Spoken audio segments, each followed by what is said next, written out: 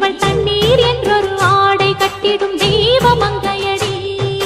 தையம் தீயம் தக்கு சீயம் தக்கு தையம் தீயம் தக்கு சீயம் தக்கு தையம் தீயம் தக்கு சீயம் தக்கு தையம் தீயம் தக்கு சீயம் தக்கு தை பொங்கல்